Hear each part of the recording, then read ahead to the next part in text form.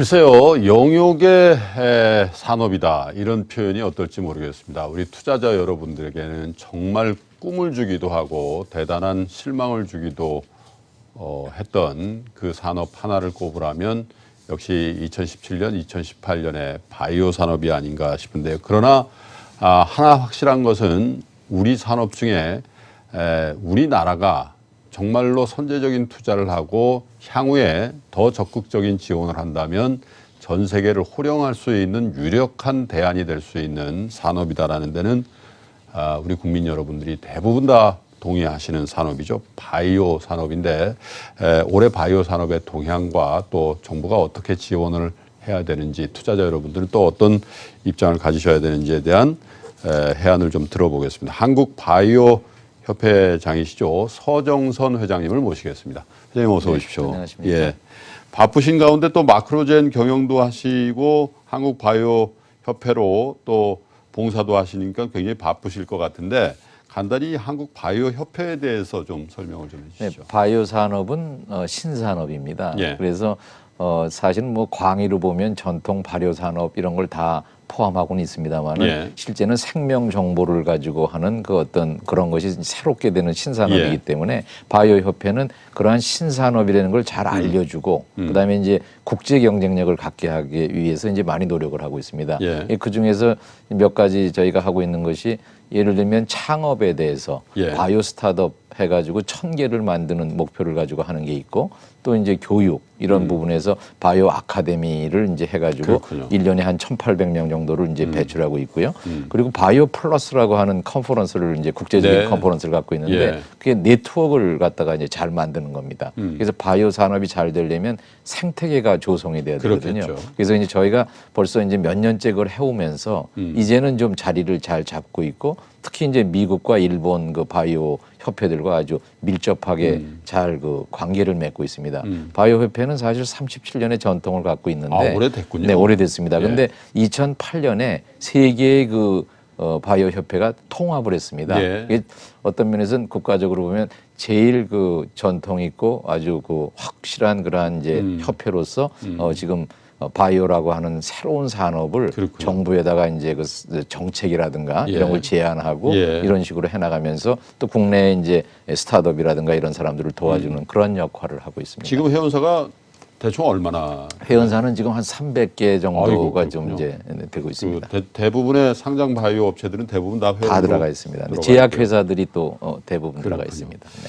자, 근데 우리 시청자 여러분들이나 투자자 여러분들이 대부분 인식은 하고 계세요. 한국 바이오 산업이라는 게 굉장히 빠른 속도로 성장하고 있고 그중에 몇몇 바이오 업체들은 정말로 괄목할 만한 마크로젠을 포함해서 실적들을 내고 있다라는 걸 알고 있는데 그럼에도 불구하고 상당히 많은 바이오 업체들이 과연 이 회사들이 서스테이너블한 건지 네. 아니면 정말 우리 투자자들이 투자해도 될 만한 그런 지속성을 가지는 비즈니스 모델을 갖고 있는지에 대해서는 아직도 좀 확신이 없는 그런 상황이기도 합니다. 네. 그러니까 바이오 어떻게 보면 1세대시잖아요. 네, 그렇습니다. 그 바이오 산업의 저변이라든지 환경이라든지 생태계에 대해서 네. 우리 시청자 여러분께 좀 안내를 좀 해주시죠. 우선 백그라운드를 좀 말씀드리면 노인 인구의 증가 때문에 예. 모든 나라가 그 의료비 증가를 감당할 수가 없습니다. 그렇겠죠. 그래서 이제 그런 걸 갖다가 정보를 통해서 노인 그 어떤 의료비를 갖다 한 10분의 1로 떨어뜨려야 되는 것이 예. 모든 나라가 이제 당면하는 문제고요. 네. 이제 그런 면에서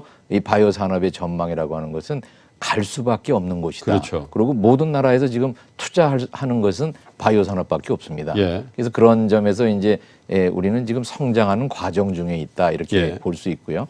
한국 그 바이오 산업도 아주 지금 어떤 면에서는 잘하고 있습니다. 예를 들면 뭐 이제 바이올로직스라고 해서 그 개량 신약을 그렇죠. 하는 그런 뭐 삼성 바이오로직스나 셀트리온 예. 이런 데들은 아주 국제적으로 이제 가고 있고요. 또 국내 그 벤처 중견 벤처들도 바이오 벤처들도 자리를 잘 잡고 있고 스타트업들도 이제 가고 있는데 예. 이제 문제는 이런 것들이 이제 속도를 필요로 하는 그런 바이오 산업에서 예. 어떻게 민간 쪽 영역이나 이 정부 영역이 서로 이렇게 협조를 해가지고 좀 더 빨리 갈 수 있게 하느냐 이런 면에서는 이제 저희가 좀 더 그 빨리 무슨 조처들을 취해야 되지 않을까 이렇게 생각을 합니다. 그렇군요. 사실 뭐 우리 나라의 환경이라는데 부존 자원이 없기도 하거니와 지금 전통 제조업에서 다른 신흥국들로부터 굉장히 빨리 추격을 당하고 있기 때문에 대통령도 연두에 뭐 우리가 패스트 팔로워 전략으로는 더 이상 안 될 것 같다는 그런 얘기들도 하고 그래서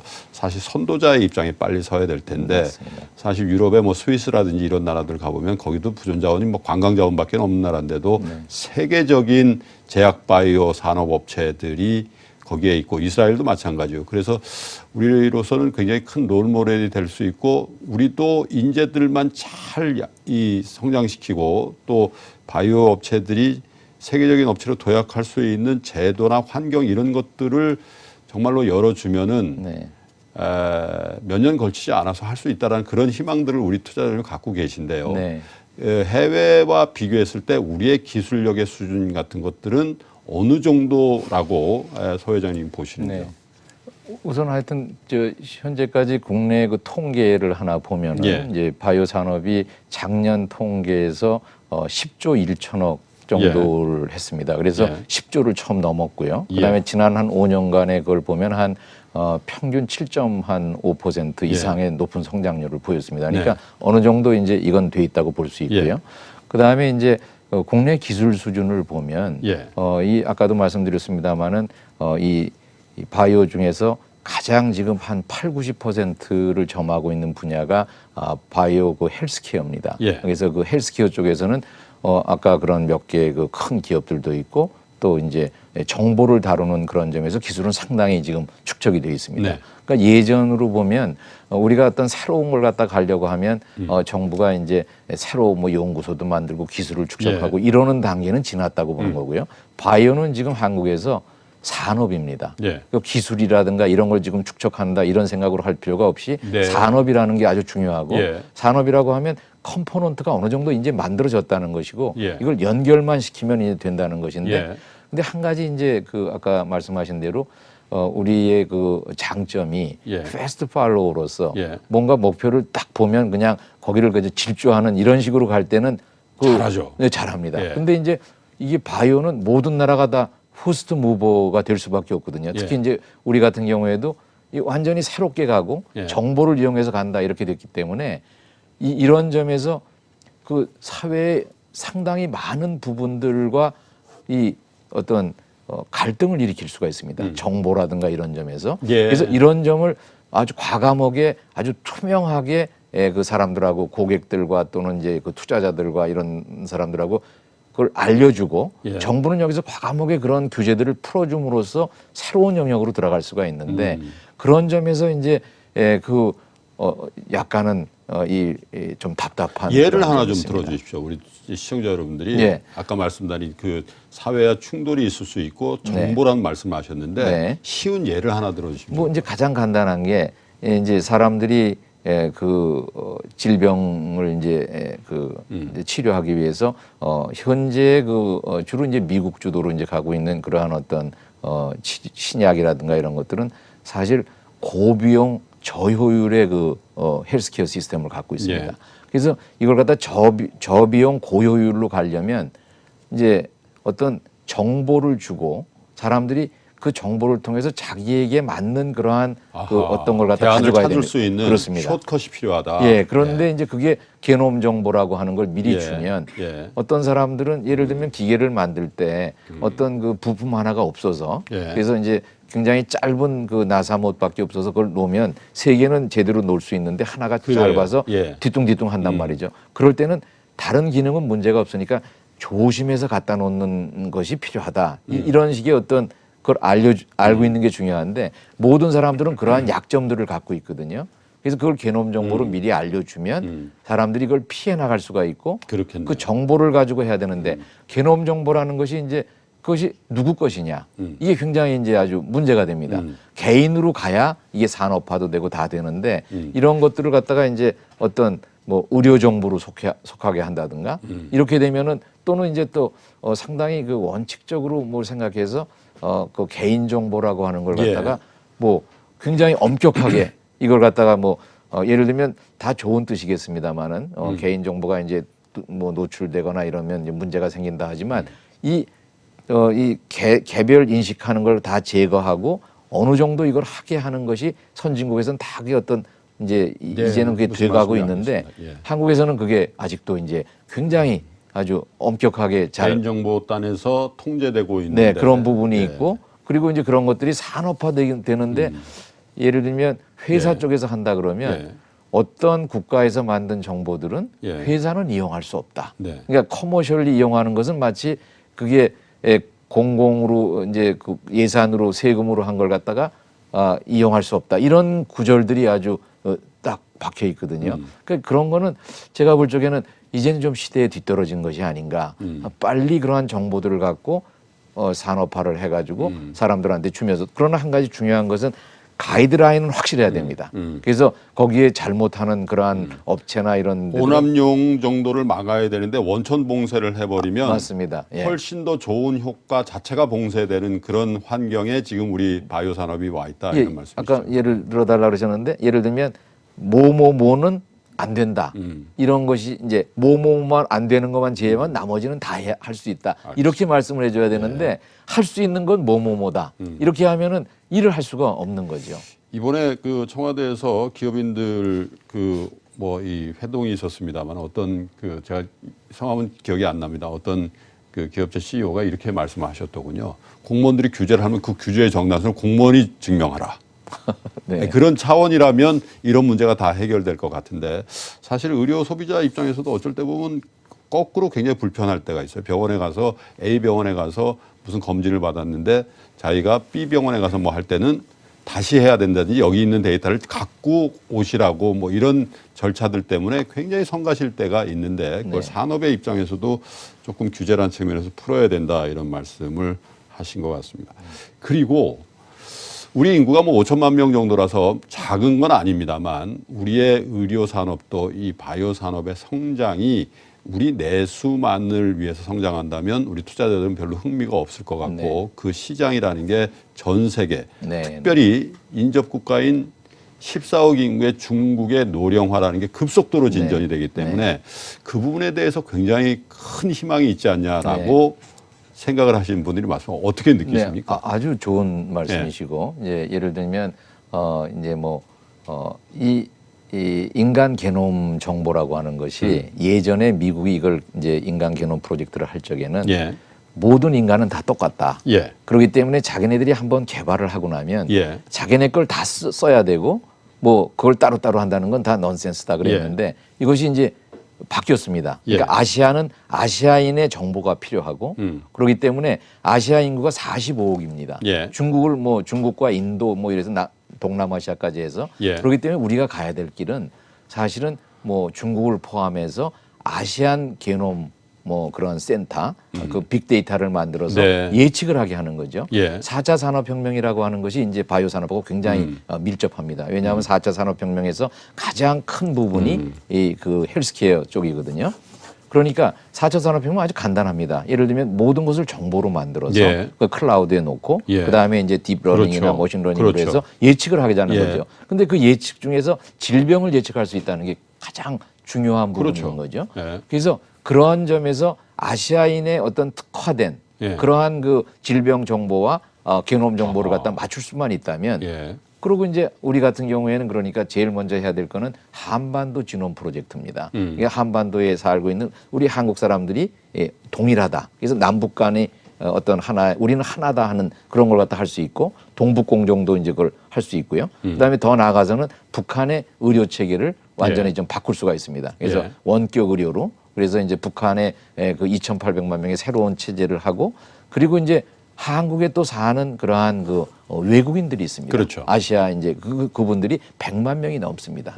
근데 이 보통 아시아 쪽으로 나가가지고 거기에 다 일을 하려면 돈도 많이 들지만 그쪽에 의료 제도가 상당히 낙후돼 있기 때문에 전자 차트나 이런 것을 이제 매치시킬 수가 없습니다. 미래 정보를 하려면 게놈 정보와 전자 의료 정보를 같이 매치를 시켜야 되는데 그런 점에서 이제 한국에 살고 있는 아시아 사람들 이런 사람들은 외국인이기 때문에 어느 정도 이제 그 국내 법하고는 좀 다른 부분이 있으니까 이런 면에서 과감하게 그러한 프로젝트를 이제 시작을 하고 그러니까 한반도 저는 1,000만 명 게놈 프로젝트를 해야 된다고 생각을 합니다. 그래서 그걸 통해서 또 할 수 있는 일은 그 10만 명 정도의 데이터 사이언티스트를 만들 수 있어요. 청년들의 아주 고급 일자리를 만들 수가 그렇겠네요. 있습니다. 그러니까 그런 것에 지금 한 10년 정도의 그 앞을 바라보고 그 아시안 지놈을 통해서 아시아 쪽으로 나가고 근데 그 기본은 1,000만 명 한반도 지놈 프로젝트에서 아시아부터 하고 네, 아시아인 200만 명을 포함한 800만 명의 그 한국인들을 하고 그래서 그 빅데이터를 만들어야 됩니다. 그래서 이제 그 기술적인 점에서 혹시 회장님 말씀 네. 들으니까 저는 굉장히 와닿습니다. 왜냐하면 우리 그 투자자 여러분들 사실은 우리 바이오 업체 중에 아주 괄목할 만한 주가를 가지고 있는 회사들이라는 게 바이오 신약들 이제 그 복제약이죠. 그러니까 네. 바이오로직스라든지 뭐 셀트리온 이런 이제 FDA라든지 이런 데 승인을 받아서 매출을 하는 그 회사들의 굉장히 포인트가 가 있는데 사실은 전반적인 우리 바이오 산업을 세계적인 위상을 갖추게 하려면 인프라 맞습니다. 그러니까 네. 지금 말씀하신 제놈 프로젝트라든지 이런 네. 것들로 데이터를 우리가 갖고 있으면 이 정보가 궁극적인 힘이 될 것이다라는 데는 저는 굉장히 네. 그렇게 하기 위해서 풀어야 될 문제가 뭡니까? 아까도 말씀드렸습니다만은 예. 그러한 걸 할 적에 이제 개개인들로부터 이제 그 예. 동의서를 받아야 됩니다. 네. 근데 그 동의서를 받는다는 것이 보통 미국에서도 엄청나게 그 시간이 많이 걸리고 예. 어려운 작업입니다. 예. 그게 보통 뭐 8시간을 하면 30분 정도 한 사람이 걸리게 되고 하루에 그래요. 16명을 할 수 있는데 예. 그중에 6명은 또 안 하겠다고 합니다. 예. 이제 미국 경우를 네. 보면 그 10명밖에 못 하는 거죠. 예. 이런 식으로 해가지고는 도저히 뭐 1,000만 명을 할 수가 없는 거죠. 예. 그래서 미국에서는 그걸 과감하게 전자동의서라는 걸 도입을 네. 해가지고 그 문제를 풀었습니다. 예. 그 우리도 이제 그런 부분을 병원과 같이 해가지고 이걸 전자동의서로 하면서 그러면서 그 어떤 권한은 충분히 우리가 그 지켜주면서 이 일을 해야만 이 일이 이제 가능해진다고 볼 수 있습니다.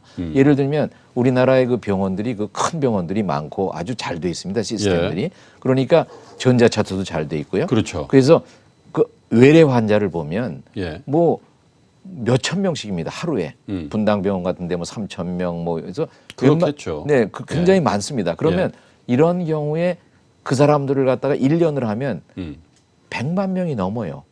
그러니까 그 뭐 겹치는 사람 동의하는 절차만 간소하게 그렇습니다. 하더라도 그러면 그 100만 명이 한 병원에서 넘는 것도 별로 어려운 일이 아니고 그러한 예. 그 큰 병원이 10개 이상이 있거든요. 그렇죠. 예. 그러니까 그 중에 이제 뭐 지방까지 해가지고 이제 잘 시스템만 만들면 우리는 그 엄청난 빅데이터를 아주 빠른 시간 내에 할 수 있고 그것이 이제 또 보험 우리나라는 보험도 잘 돼 있습니다. 그러니까 건강보험에 그것과 연계가 된다면 인센티브를 준다든지. 예, 그래서 그게 음. 이 헬스케어의 코스트를 그 이제 수가를 갖다가 굉장히 떨어뜨릴 수 있게 하는 거죠. 글쎄요. 근데 그 상태, 그 생태계에서 병원의 이해는 어떻게 될는지는 잘 모르겠습니다. 예를 들면 계속해서 검사를 많이 하고 뭐 이렇게 해야지 병원의 매출이 나고 할 텐데 네. 그 생태계를 만들 때 병원의 이해는 어떻게 될는지는 잘 모르겠으나 네네. 어쨌든 국민의 어떤 의료 복지라든지 우리 바이오 산업의 생태계 확대라든지 이렇게 하기 위해서는 상당히 필요한 조치다 이렇게 생각이 드는데 회장님 오늘 시간이 저희가 제약이 있어서 우리 투자자 여러분들이 또 궁금해하실 게 한 가지 있어요. 네. 또 우리 회장님이 바이오산업협회 회장님이시지만 마크로젠 또 CEO시잖아요. 네네. 어떻습니까? 마크로젠은 지금 22년째 예. 이제 되고 있고요. 한 예. 10년째 흑자를 내고 있고 매출은 한 1,000억이 지금 넘습니다. 그 미국, 일본, 유럽, 뭐 싱가포르에 이제 지사하고 법인이 있고요. 예. 그래서 한 160개국에 한 18,000명의 고객을 갖고 있는데 마크로젠의 장점은 지금 전 세계에 1년에 예. 한 10만 명 이상의 게놈을 분석할 예. 수 있는 게 지금 그 한 두세 군데 있습니다. 마크로젠이 그 중에 하나고요. 예. 그래서 바이오 빅데이터 산업으로 지금 이제 마크로젠은 넘어가고 있습니다. 그래서 현재 우리가 하고 있는 서비스를 기반으로 해서 이제 바이오 빅데이터를 가지고 예. 예측할 수 있는 것으로 아하. 지금 넘어가고 있습니다. 원래 교수님이셨죠? 네네. 이제 벤처 창업을 하셔서 이 바이오 회사를 세계적인 회사로 키우셨는데 후회 안 하십니까? 저는 이 일이 연결돼 있습니다. 예. 제가 한 것도 예. 지놈 분석을 하는 그러시죠. 전문가였고요. 예. 그다음에 이걸 통해서 저는 네이처의 논문도 한 14편 정도를 네. 냈기 때문에 예. 너무 고맙죠. 예. 이런 그 엔진을 제가 움직일 수 있게 해주고 네. 그래서 남은 뭐 제 생각은 제가 할 수 있는 모든 일을 다해서 돌려드리는 것 이렇게 생각을 하고 있습니다. 감사합니다. 한국바이오협회 서정선 회장님과 말씀을 나누면서 느끼는 건 정말 우리가 하기 나름이다라는 생각을 저는 한 20여 분간의 인터뷰를 통해서 느꼈습니다. 우리가 세계 1등 할 수 있고 그 세계 1등이 그냥 기업들이 돈 잘 버는 정도가 아니라 우리 국민들의 건강을 확실하게 차별적으로 증진할 수 있는 그런 게 있다면 무슨 규제를 못 풀겠냐 이런 생각을 하게 됐고요. 기회가 된다면 서정선 회장님은 다시 모셔서 우리 바이오 생태계에 대한 얘기를 그 고견을 좀 더 들어봤으면 좋겠다 이런 생각이 듭니다. 시간 관계상 한국바이오협회의 서정선 회장과의 말씀은 여기서 좀 줄여야 되겠습니다. 회장님 고맙습니다. 감사합니다. 네.